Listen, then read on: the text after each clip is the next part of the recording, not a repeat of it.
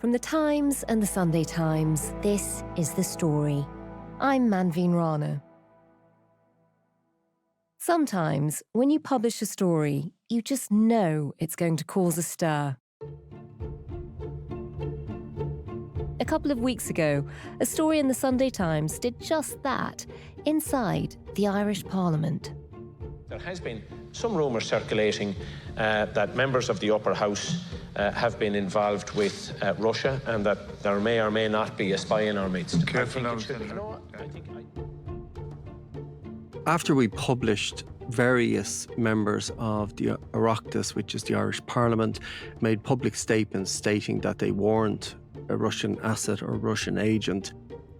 In order to avoid any potential stain on this House, that members would voluntarily make a statement that they are not the subject of any investigation or that they have never been in the clutches of Russia.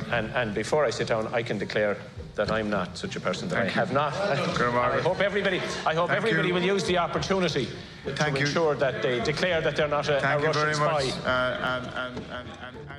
And whilst some of these comments were made in comedy-like fashion, other senators decided to announce that they had no links to Russia's intelligence services. And I too, Senator Dooley, am like you, not one of those people either, so... That's okay, thank you. So it had quite a significant impact on political debate. It was an amazing reverse Spartacus moment. Everyone standing up to say it wasn't me. It was, yeah. Thank you, Senator Byrne. Well, I want to declare I'm not one of the leaders. So let's start number 4. But somewhere in the Irish Parliament, someone was squirming. An Irish politician suspected to be a Russian asset. So what do we know about how the Irish Parliament was infiltrated by the Russians? And why has Ireland become a hub for Russian espionage?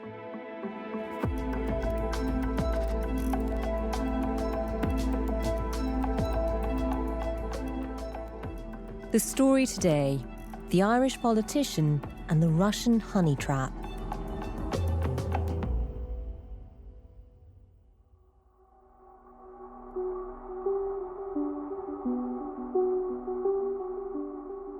My name is John Mooney. I am a journalist with the Sunday Times in Dublin. A lot of this story really comes down to a very important meeting that took place in 2019 between a man we're calling Cobalt and a Russian security agent called Sergei Prokopiev. Just tell us what we know about what happened in this meeting. Well, this meeting took place outside Dublin. We decided not to reveal the specific whereabouts for lots of different reasons. But basically, it involved an Irish parliamentarian meeting someone that was a Russian diplomat. This person was also a member of the GRU, that is the military intelligence division of the Russian armed forces. So at this meeting, the Russian handler tasked Cobalt with making introductions to loyalist paramilitaries. Now, this occurred as Britain and Ireland were in very delicate negotiations over Brexit, but tensions were very inflamed in Northern Ireland amongst loyalists and Republicans over the consequences of Brexit and how that would unfold. So this was a very delicate time within the Brexit negotiations. And it would appear, and this was certainly the view of the Irish security services and the defence agencies, that Russia was trying to cause tensions within both communities in Northern Ireland to upset Brexit, thereby undermining the West. I mean, that is remarkable. What they didn't realise was that it was being monitored. So Ireland doesn't have a counter-intelligence service or a national intelligence service like MI5 or MI6. But what we do have is a very aggressive, a very cunning and a very able intelligence service, which comes in the form of the Guards, which is our national police force, and military intelligence. And these agencies are both hyper-vigilant about the activities of hostile states, terrorist groups, and everyone else who operates on the island of Ireland. So this meeting, which happened outside Dublin, was one of a number of meetings involving this parliamentarian that were being monitored and continuously assessed by the Irish security and defence agencies. So they were on top of it really from the start. But it should be stated that the decision to place a Russian diplomat under surveillance is something that the Irish security services would do quite regularly. Targeting a politician is something else, and it would be my understanding that the politician walked into this scenario rather than being targeted himself from the beginning. Interesting. So they were probably monitoring the Russian spy and then realised he was coming into contact with a parliamentarian rather than watching parliamentarians. That is correct, yeah. John, we'll talk a bit about what Russia is up to in Ireland in a moment, but before we do, tell us what you can about this parliamentarian who seems to be drawn into their web.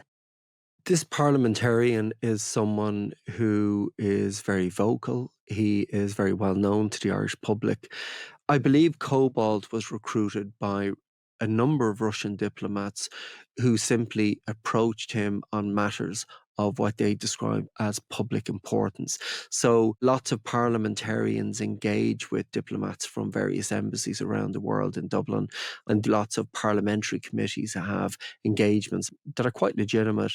People trash out different issues and they explain their relevant country's position.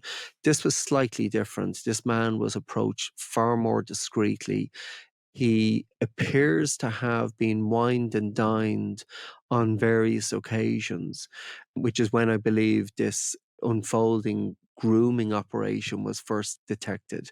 So he was going out socially with some people. He may have travelled abroad as well. And he was also, I suppose, compromised or entangled through the use of a female Russian woman who travelled into this state. She would be generally known in the intelligence community as someone who acted as a honeypot or a honey trap. And indeed, this man seems to have willingly engaged with her in that respect. So he was recruited and groomed to become an asset or an agent of influence, as many people would describe him. He remains in Parliament. He remains very active, and he is continuing to go about his business as if nothing had ever happened. Wow. And are you able to tell us how senior he is? You know, how much access he would have to intelligence, for example, or to documents that might be damaging if they were to find their way to Russia? So this individual didn't himself have access to classified information, but people like this, Russia uses them to collect information that they may hear in the corridors of power, rumours about policy decisions. People may pass them information with the best of intentions to highlight various issues going on within the wider government. So he would have access to information, and some of that would have been delicate information and sensitive information that might not have been made public, but was certainly known to parliamentarians. So when you think about Russia intelligence, they're a giant bureaucracy. So a number of officers working under diplomatic cover in Dublin who are managing to extract information from an Irish politician, that is a big coup for them. In terms of the overall damage that this individual has done, it's still open to debate, but I do think generally the security services here are viewing this as an absolute major breach of our national security.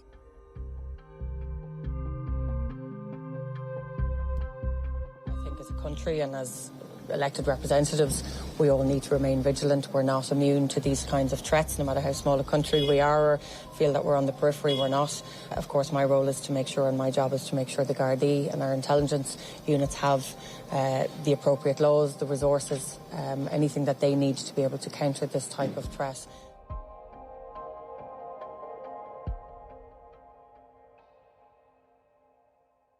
And in terms of the honey trap, what do we know about that? After the initial approaches and grooming took place, I understand that a very striking looking woman started to engage with this man and to have meetings with him, and discreet meetings which have led the security services to reach certain conclusions about the nature of their relationship. So that is a common tactic for Russian services. Other countries will be very reluctant to engage in anything like that, but Russia does that. It's not a case where they simply say, well, we've got you now and we can blackmail you. They maybe let it be known that they know these things. So therefore, the person becomes more willing and more compliant to meet their requests when they're made of them. And John, we know that Irish Special Branch actually approached Cobalt some time ago about all of this. What happened? How did he respond? In the beginning, when this conspiracy was first detected, Special Branch gave him a number of warnings about what was happening to him. He dismissed those concerns, and his dismissal and his brush off actually resulted in the police officers dealing with him becoming more concerned about what was actually happening, because they, like any other reasonably minded person, would think that if your national police force comes to you and tells you you're being targeted by a hostile state, you might want to sit up and pay attention and certainly ask questions about it. But this individual didn't want to acknowledge anything, and that led to all sorts of suspicions, because that is generally the way assets or recruited agents behave.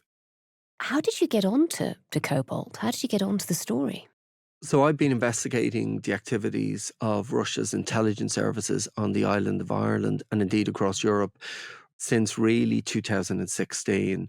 And the Sunday Times has published numerous stories on their activities in the Republic. So I've always had an interest in what their intelligence services are doing in this state and indeed further afield, because Ireland is really an operational base for them to transit in and out of the UK, France, Holland and other countries.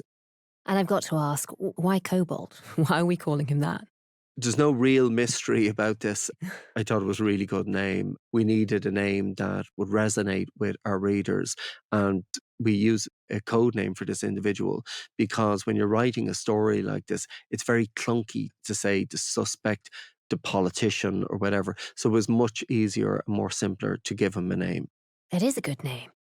And John, you point out that one of the really important things with this meeting when it takes place is the backdrop. This is happening around the time of Brexit and just after Brexit. Do we know what they were trying to achieve, and what evidence do we have that Brexit was important to them? Brexit, of course, was important to Russia because obviously Britain was leaving the European Union. It was a time of deep tensions between European countries and their governments and the British government. And you might remember all the chaos that happened in Westminster at the time. And Ireland was in the centre of all of this. And Northern Ireland became this huge stumbling block to Britain leaving the EU on good terms, insofar as that no one could really devise a solution to the border that separates Northern Ireland from the Republic. So Russia, of course, is excellent at inveigling itself into these sort of spaces and becoming an irritant using every means possible. And that's exactly what was going on here. Russia had an interest in sowing dissent, sowing discord, and even better again from their point of view, it was inspiring the potential for paramilitary organizations to re-emerge from slumber and start carrying out attacks or even recruit more people because of this issue. So it was the perfect storm for a hostile type of state like Russia to get involved in. And tell us about the evidence that you've seen that this is exactly what those meetings with the parliamentarian were about. I know you've had access to some of his WhatsApps, for example. So I've seen text messages that he has sent to members of government, which appear to pit colleagues against each other, where he's causing problems, pointing out issues on policy, and also certainly the language of these texts would be designed to cause nothing but tensions within government. But he's also engaged in other activities, which I can't go into for legal reasons, which to me and to people that are monitoring this would indicate that this is possibly being inspired by an external actor in Moscow, because it has profound ramifications for Ireland and its relationships with other countries. John, when it comes to the authorities, we know that they've known about Cobalt for a while. We know that the Irish Special Branch approached him some time ago. Have they been able to do anything? I think the Irish government is finding itself in the exact same position as many other governments, including Britain, have in recent years, where they're dealing with people that act for hostile states that have nefarious purposes that fall below the threshold of criminality. Therefore, they can be explained away as normal political conduct or lobbying or whatever else. Cobalt, because he didn't have access to classified documentation and wasn't monitored passing over documents that would be a clear breach of the Official Secrets Act, he could not be charged with espionage or treason or something like that. This is classic grey zone warfare, whereby you're watching someone, you know what they're doing, but you haven't got the legislation to prosecute. So the Irish government is in this very, very peculiar situation whereby they have this problem within the Oireachtas. They know what this individual is doing, but they can't really do anything about it because there is no legislation to remove someone from a position of power unless you've got absolute concrete information and evidence against them. That's so interesting. And you're exposing this story, publishing it, making sure that people knew about it. That has had a massive impact. Good morning, you're very welcome to the show. There's an extraordinary story on the front of the Sunday Times. John Mooney has been doing these stories for a while, and you read them initially, sometimes you think this sounds like the stuff of fiction or John le Carré or something. Just describe the reaction from the Russians as well as within Ireland. Well, the Russian embassy in Dublin has a policy where it does not talk to the Sunday Times because we've published a lot of investigations into what's happening at the embassy and the type of activities that their diplomats have been involved in. But they do sometimes send out messages and statements on Telegram and other social media channels. Last weekend, Yuri Filatov, who's the Russian ambassador to Dublin, posted kind of a statement, and I'm using that in the broadest sense of the word, kind of suggesting that British intelligence were actually inspiring some of the leaks to the Sunday Times. They didn't deny the story. And John, why is Russia taking such an interest in Ireland? How does this further their aims? Ireland is regarded as a Trojan horse within Europe because we don't have a big defence apparatus or intelligence apparatus, although our services are very aggressive and they know what's happening in our own backyard. But traditionally, we're viewed as a soft target. During the Cold War, Ireland remained neutral, and it always adopted this policy of believing in the international order. We're a neutral country, we're not a member of NATO. But in saying that, it's a very complex situation because Russia always viewed Ireland as being part of the West. Our neutrality didn't really matter to them. They saw us as aligned with Western ideologies. They saw us aligned with the European Union, and they certainly saw Ireland as being aligned with the United States. So whilst we had one view of ourselves, Russia had a very different view. And I think they exploited the opportunity that afforded. And they always have done that, but not in the way they're doing today. That's so interesting. So they still see Ireland as hostile, but because of Irish neutrality, it makes it easier for them to operate there, which they have been doing. Just talk us through that. How has Russia been able to get spies into Ireland? What's their sort of modus operandi?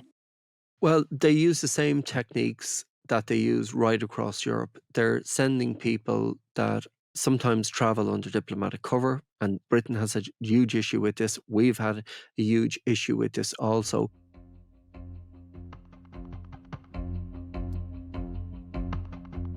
So in 2018, the Sunday Times published a significant story on how the Russian embassy had planned and secured permission to expand its embassy infrastructure by almost 500%.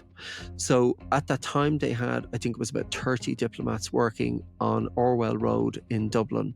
We published a story after we obtained the architectural plans to that embassy development, which showed that concealed within the structure was a signals operation or an intelligence base of some description. When I published this story, the Irish government introduced emergency legislation to revoke that planning permission on national security grounds, and that went through. So at that time, we had, I think it was about 30 diplomats. Many of these were not able to leave the embassy complex in Dublin without being accompanied by others. And that is indicative of those people being themselves intelligence officers. So after a lot of investigations, we discovered that some of these people were what's known as cipher clerks. These are people that collect intelligence, assess it, and transmit it back to their relevant headquarters in Moscow and elsewhere using very sophisticated technology. So what Dublin had become was a central node whereby its intelligence services would collect information across Europe and in Britain and elsewhere, transport it to Dublin where it was assessed, and then it was returned or sent back to Russia. The embassy itself had become a real centre of intelligence collection, espionage, not just that threatened Ireland, but also the wider European Union.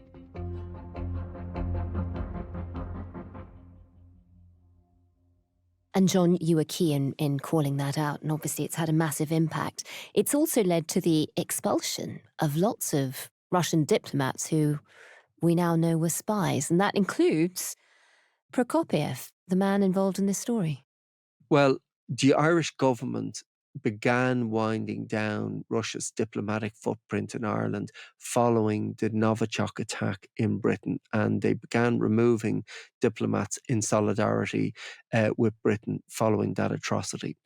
And they've subsequent to that have continued to expel Russian diplomats who were based here. So in 2022, we saw Cobalt's handler and 3 others being removed from the state and declared persona non gratas. But I think anyone who thinks that these people are not being replaced by illegals really needs to think again. So to explain what a Russian illegal is, these are agents who come in under assumed names, under assumed identities, pretending to come from all sorts of countries to replace the people that they've lost on the ground here.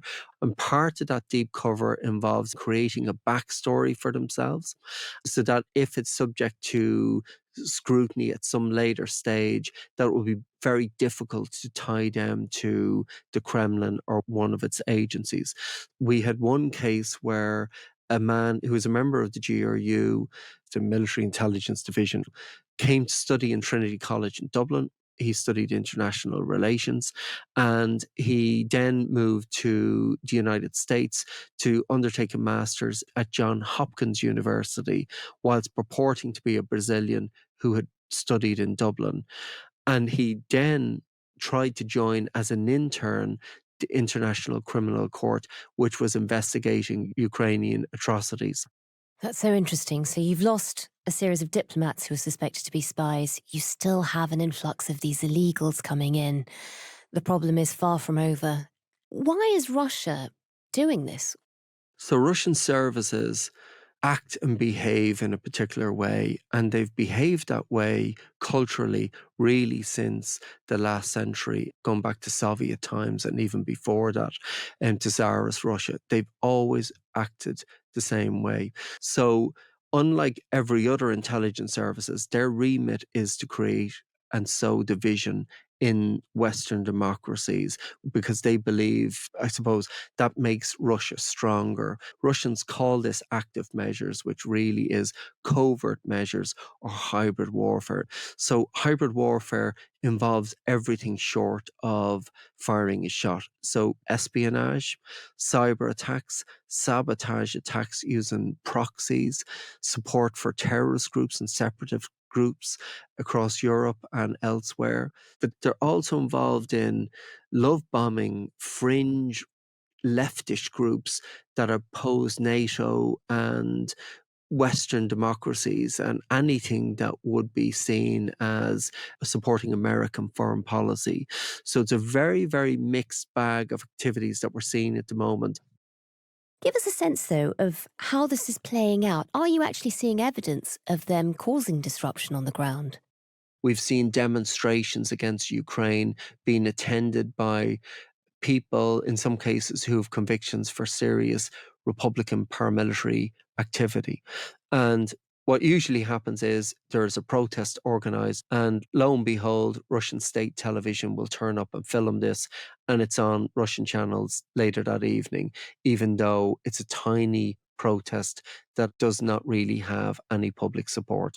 We've also seen Russian compatriot groups. These are uber Russian nationalists that live in Ireland, some of them been here for years, getting together and organising convoys around the large motorways that encircle Dublin City with Z painted on the side of their car. And that's a pro-Russian invasion sign that's become synonymous with President Putin's reign.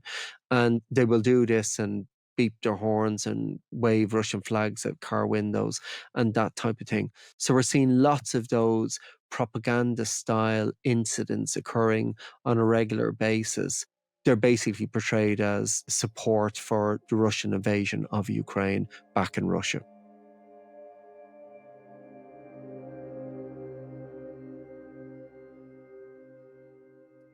In the meantime, we know that cobalt is still in the Irish Parliament. Do you think he's alone? Do you think there are others?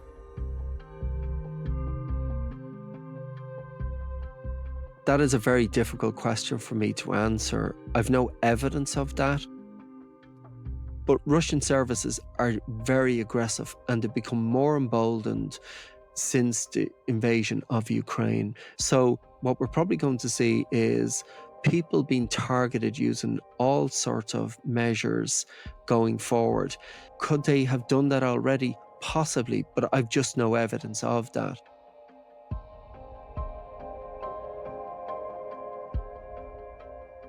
But if this type of work has taught me something, is to never make the assumption that something cannot have happened or that absence of evidence is evidence of absence. It's usually not. So, would it surprise me? No. Is it a possibility? Yes. Is it likely? Who knows?